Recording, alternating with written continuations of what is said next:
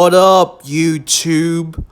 Recently, a channel named Make Numismatics Great Again asked the coin community to post videos of their favorite pickups of 2019. So, in response to his video, I'm going to show you guys my top 10 coins that I've acquired in 2019.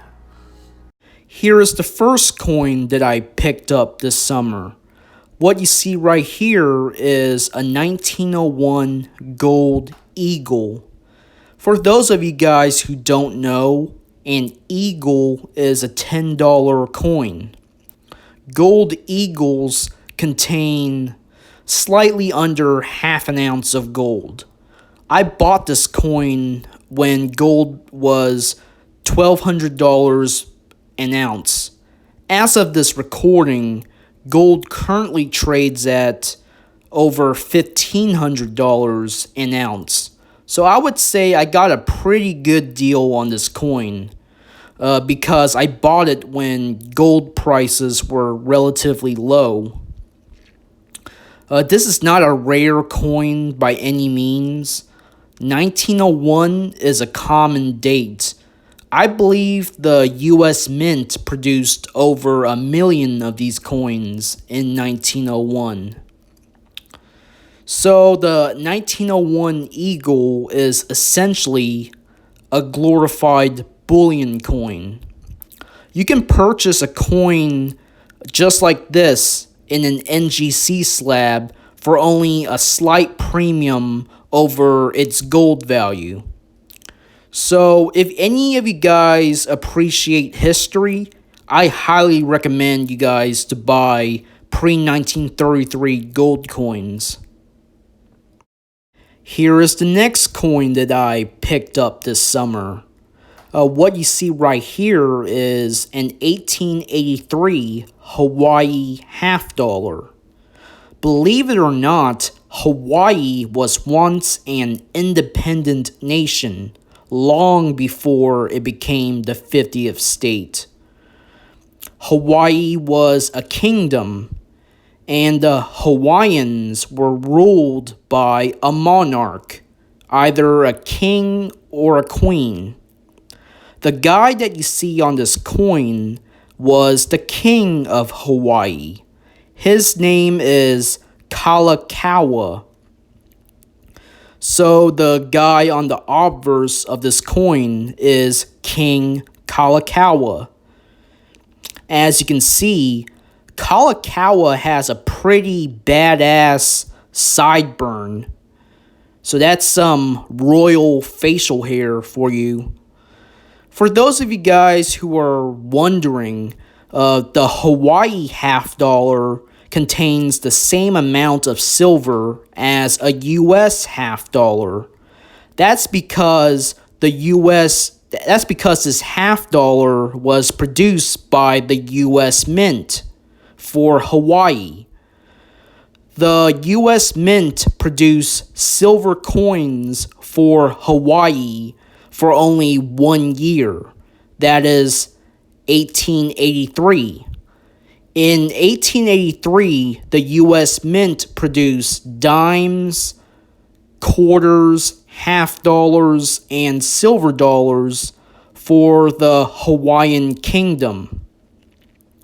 And they only minted these coins for only 1 year, 1883. These Hawaiian coins are quite scarce. That's because many of these Hawaiian coins were melted down after Hawaii became a state. In addition, many of these Hawaiian coins were cleaned or damaged in some way. So you expect to pay a pretty high premium for these Hawaiian coins. What you see right here is an 1805 Draped Bust Quarter. Yes, you heard that right. This Draped Bust Quarter is from 1805. So it is over 200 years old.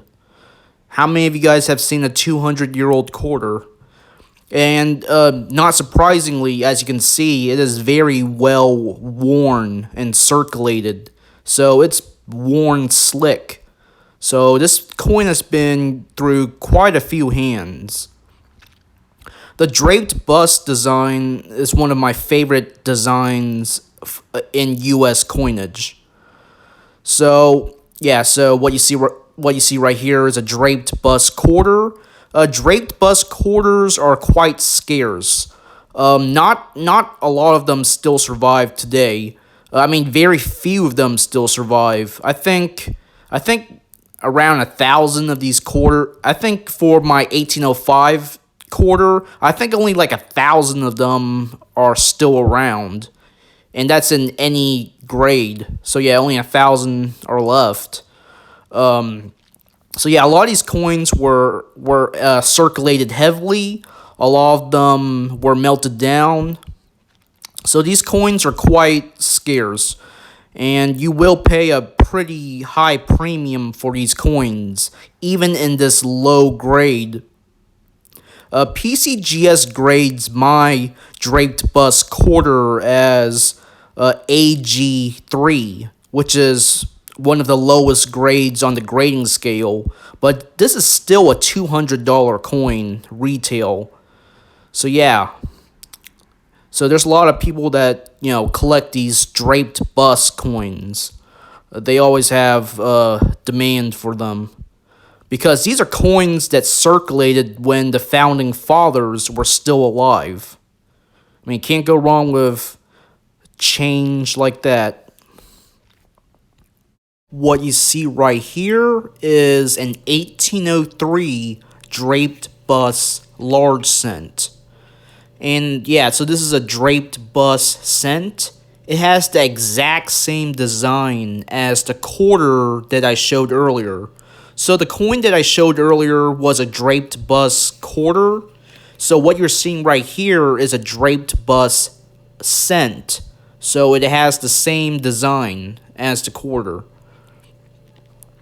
So yeah, there's a lot of people that collect these Draped Bust large cents. These early copper coins have quite a following, and they're actually these large cents are actually quite hard to find in exceptional condition, because large cents tend to have all types of problems like corrosion, environmental damage, scratches, and other things, because these coins do circulate very heavily, and some of them are like buried in the ground. So these early copper coins tend to have all types of problems. So when you do get one that's in decent condition, they are worth a pretty penny, no pun intended. I mean, they're just they are harder to find in in mint state condition, especially with original red color. So yeah, what you see right here is an 1803 Draped Bust large cent, and it's in a ANACS slab. What you see right here is a 1798 Spanish gold Escudo. So yeah, so this coin is from the 1700s, and it's a gold coin. So yeah, it's a Spanish Escudo. The Spanish gold Escudos were minted using gold from the New World. Like some of the gold used to make these coins come from Mexico, Peru, Colombia. So yeah. So when you watch a movie about pirates, and you see the pirates holding these gold coins, well, what you most likely saw were gold Escudos. So the pirates would capture Spanish ships and they would take their treasure, which is most likely Spanish gold escudos, similar to this one. Another interesting thing about the Spanish gold escudo is that it circulated in America during colonial times. So this is this is a type of coin that would have circulated in America, during the Revolutionary War, during colonial times, during George Washington's presidency. In fact, the Spanish gold escudo remained legal tender in America until the Civil War. So that's interesting to know. So on the obverse of this gold escudo, you see the Spanish king at the time, Charles the Fourth, but the text of the coin is in Latin. So yeah, and the Spanish escudo contains somewhere around 1/10 of an ounce of gold. It's basically almost identical in size to a pre-1933 quarter eagle. In fact, the U.S. based its gold coinage based on Spanish gold coinage. So yeah, so the United States modeled their gold coins after Spanish gold coins. So which is why this coin is the same size as a U.S. quarter eagle. So yeah, really, really cool coin. I mean, pirates, American Revolution. What you see right here is an 1860 Seated Libery dollar. And it's graded very fine 35 by PCGS. So one of the coins that I've always wanted to own is a seated dollar. I just really like the Seated Liberty design. And, silver dollars are huge, so you can best appreciate the design from the large size of the silver dollar. So yeah, so Seated Liberty dollars is a coin that I've always wanted to own. And it took a lot of saving because Seated Liberty dollars are expensive. Not a lot of them survive. A lot of these coins circulated, were melted down. And Seated Liberty dollars, they're notorious for having problems. Many Seated Liberty dollars were cleaned.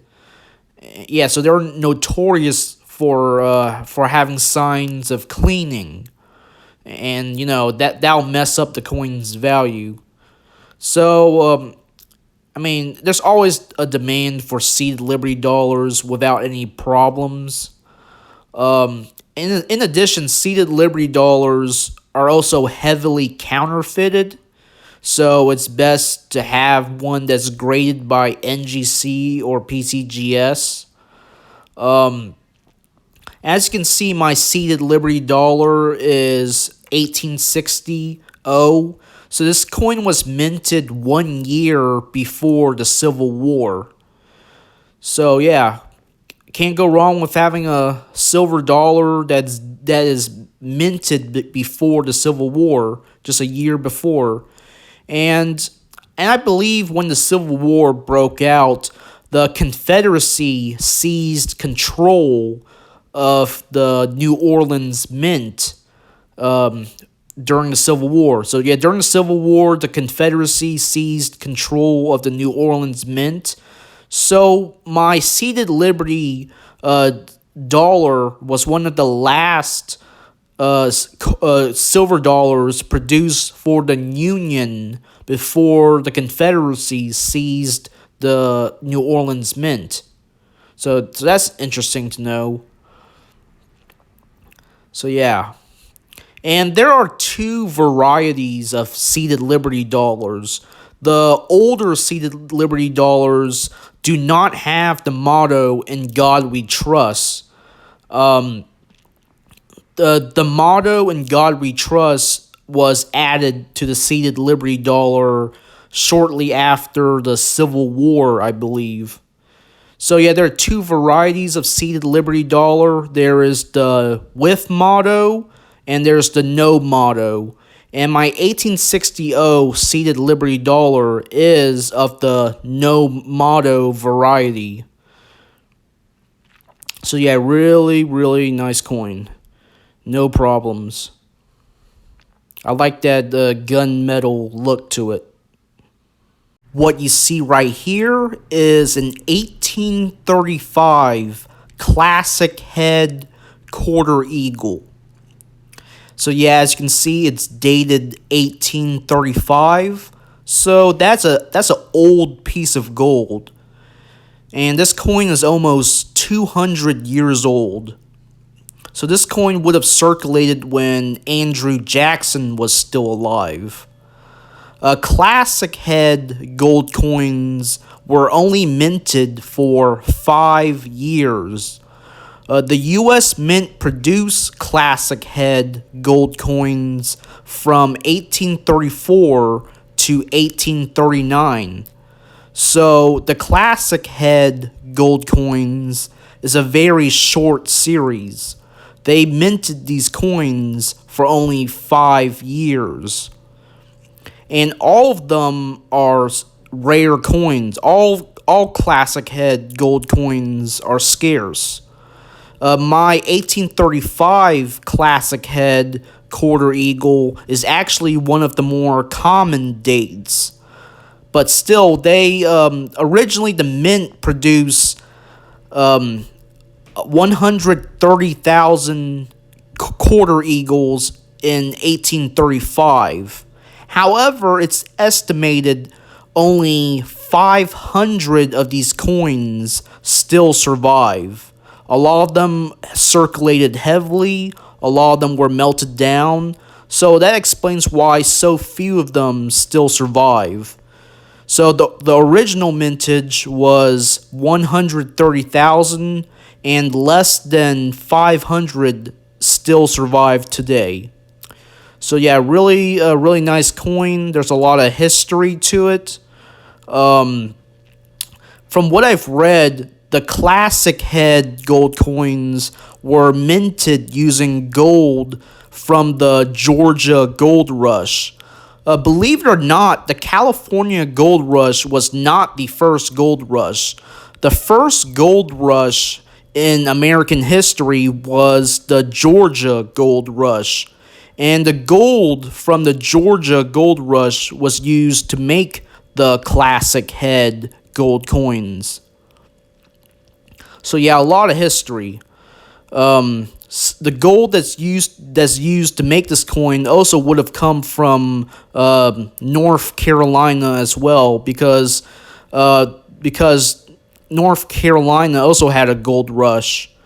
So yeah, the Georgia Gold Rush and the North Carolina Gold Rush were the earliest gold rushes in American history.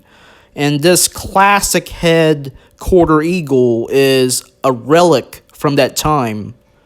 So yeah, definitely one of my favorite coins that I've picked up this year. What you see right here is an 1884 Seated Liberty proof quarter. Yes, you heard that right. This is a over 100-year-old proof coin. And you can tell this quarter is a proof just by the mirrored fields. You can see the reflection off of my fingers on that coin. So yeah, it's definitely a proof. It's graded PR62 by PCGS.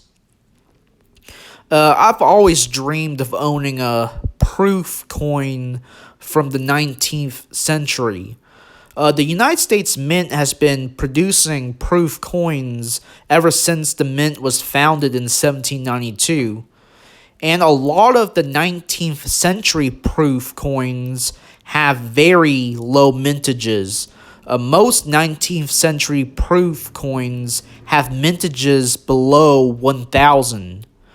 Most proof coins from that time period have mintages in like the hundreds. For example, my 1884 proof quarter had a mintage of only 875. So yeah, only 875 of these coins were made. Compare that to modern proofs. Most modern proofs today have mintages in the thousands or even hundreds of thousands. But back in the 19th century, coins like my proof quarter only had mintages in the hundreds.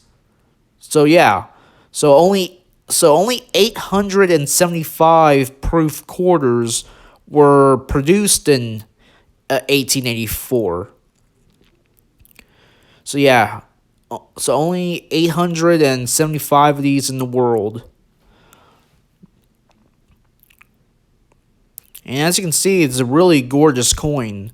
My Seated Liberty proof quarter is on the lower end of the grading scale, but still, I mean, it's still a very beautiful coin. Really nice mirrors. And you can't go wrong with the Seated Liberty design. And despite the rarity of these coins, you can buy a lot of these 19th century proof coins for under $1,000. I mean, I paid way under $1,000 for something like this. I mean, if I'm going to be honest, this coin's like retails for around $500. Still, that's pretty expensive for a quarter. But, I mean, it is worth it. What you see right here is an 1834 Catbus Quarter. Catbus Quarters are a very popular series to collect. And some of the earlier dates can be quite pricey. However, my 1834 quarter is one of the more common dates. In fact, I think 1834 is one of the most common dates in the series. And you can, and as you can see, my 1834 Catbus Quarter has moderate circulation wear, so it's a moderately circulated coin. It has that original gray color that you would expect from the grade. It's by the way, it's graded very fine 25 by ANACS. So yeah, it has seen some use, and I got a pretty good deal on this coin, just because it's in an ANACS slab. Because coins that are housed in ANACS holders tend to sell for less than coins in NGC or PCGS holders. Obviously, because ANACS doesn't have the reputation of the other two grading companies. But yeah, I got this 1834 Catbus Quarter for a pretty good price. So, and I don't mind paying for less. I don't mind getting it in an ANACS slab, because it is just a common date coin, but still very cool. What you see right here is a Roman Antoninianus. The Antonianus is one of the most interesting Roman coins. Originally, the Antonianus was a silver coin. However, during the 3rd century, the Roman Empire suffered from a period of hyperinflation. the borders of the empire were being invaded by barbarians, and there were a lot of civil wars. So the Roman government minted a lot of these coins to pay off their soldiers. But unfortunately, they minted way too many of these coins.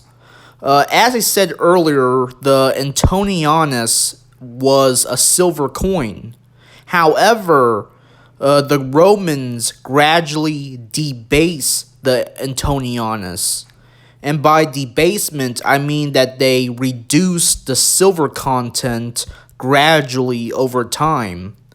So at the beginning of the 3rd century, the Antonianus was a silver coin. However, by the end of the 3rd century, the Antonianus became a bronze coin with no silver in it.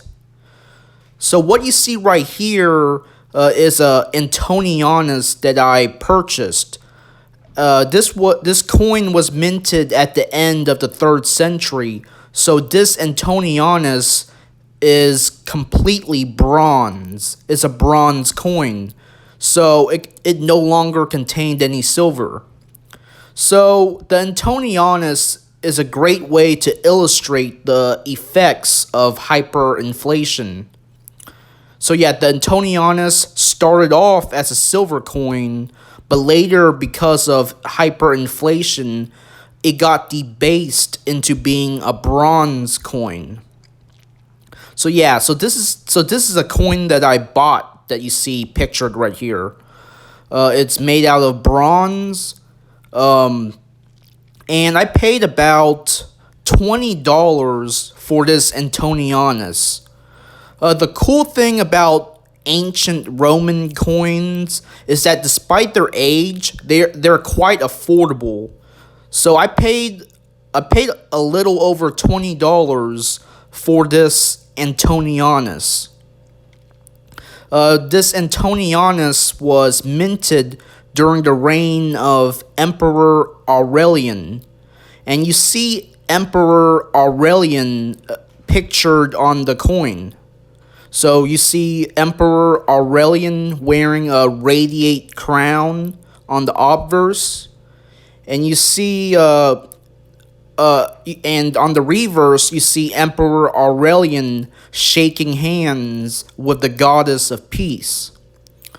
As I said earlier, the 3rd century was a time of turmoil in the Roman Empire. There were many civil wars. So it makes sense that you see the goddess of peace on the reverse of this coin. So yeah, really cool. So you can buy coins like this for a little over $20. And as I said earlier, this coin is called an Antonianus.